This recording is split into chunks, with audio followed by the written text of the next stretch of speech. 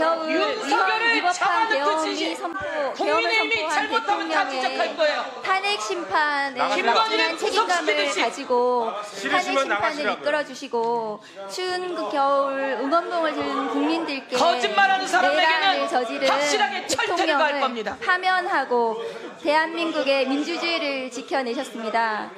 K민주주의가 전 세계적으로 확산되어서 국가의 위상을 높여주신 헌법재판소에 무한한 경의를 표합니다. 이러한 위상 높은 헌법재판소에 대해서 아까 존경하는 박균택 의원님도 말씀하셨는데 헌법재판소법 개정안이 지금 발의되어 있는데요.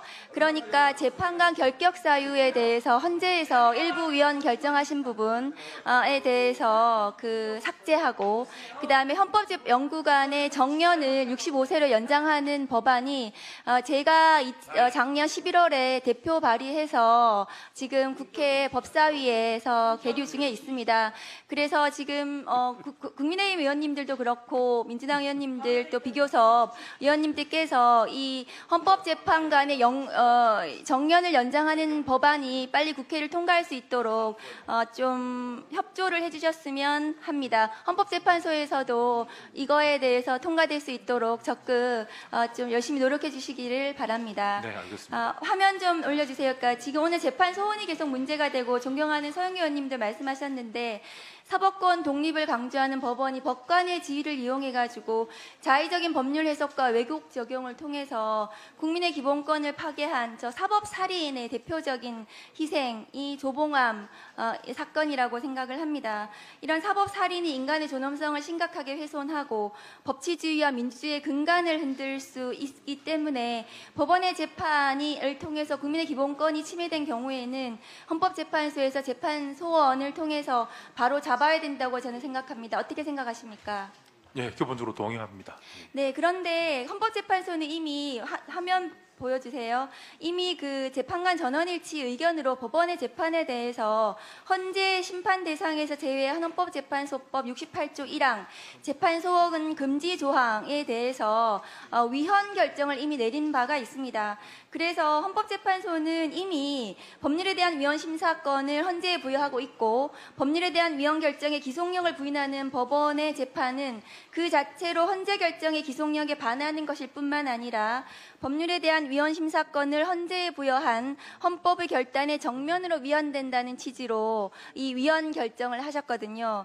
그러니까 헌법재판소는 이미 확립된 판례를 통해서 법원의 재판의 경우에도 헌법재판소가 위헌으로 결정한 법령을 잘못 적용을 해서 국민의 기본권을 침해한 경우에는 예외적으로 그것이 헌법소원의 대상이 될 수 있다라고 이미 결정을 하셨거든요. 그래서 그 법원의 결정을 취소를 했습니다. 많은 사건에서 그렇게 여러 차례 판단을 하셨습니다.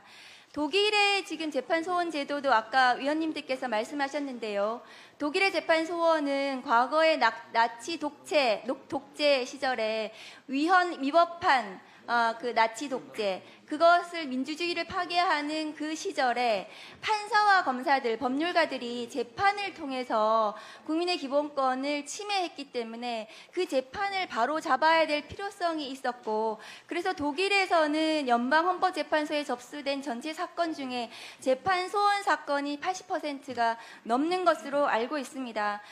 그런데 우리나라에서도 재판 소원이 왜 문제가 되냐 하면은 최근에 내란숙의 윤석열 피고인의 재판을 담당하고 있는 쥐기현 판사가 형사소송법을 정면으로 위반해서 내란숙의 윤석열을 풀어주었습니다. 그래서 이 내란으로 피해를 받은 국민 그 기본권을 가진 국민들이 이 내란 재판으로 심각한 피해를 입었습니다. 그래서 지기현 판사의 이 재판, 나중에 이 판결이 잘못되었을 경우에 그 판결이 법원에 의해서 확정적으로 잘못되었을 경우에 그 내란으로 피해를 입은 국민들 그리고 내란 기소한 특검이겠죠. 이 주체들이 이 판결에 대해서 다툴 방법이 없습니다. 지금으로서는 그렇습니다. 그렇기 때문에 재판 소원 제도를 통해서 헌법재판소에서 그 부분을 바루어 주셔야 된다고 생각하는데 처장님 의견은 어떻습니까? 네, 재판 소원의 사건 중에서 가장 중요한 의미를 갖는 부분은 재판 그 자체가 기본권을 침해하는 것도 있지만 재판에 적용한 법률이 헌법에 위반되는 경우에 그것을 통제하는 것에도 큰 기능을 하고 있습니다. 그런 의미에서 보면 방금 말씀하신 그 사례는 적용한 법률 조항이 위헌이기 때문에 재판 소원이 대상이 될 수 있을 거라고 생각을 합니다.